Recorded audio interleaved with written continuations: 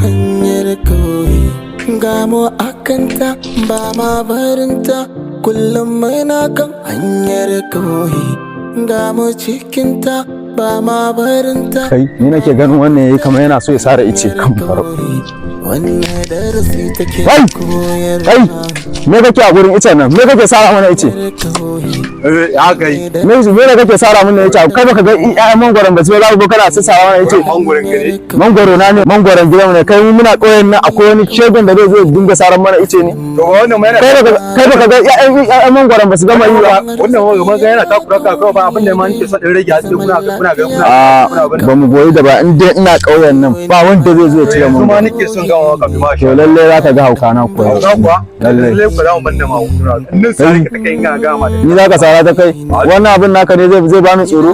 Dan ma gaba kida kauyen ku nan gaba kida na son rage maku dan ku gaskiya kana ci Za ka rage mana gaske ko? Na. Kai. Bari ka ganta.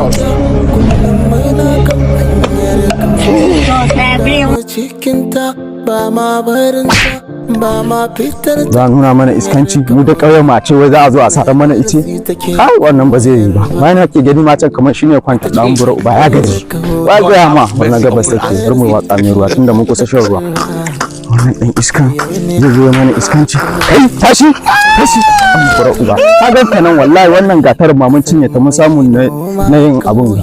Zaka zo ka mana iskanci mu da ƙauyen mu ka ce wai za mu abun ga. Tashi tashi ba ka tashi ba. Ba ka tashi ba? Tashi ko zuba ma bula? Tashi. An bar uwa. Gobe ma ka tsara. An bar uwa kawai.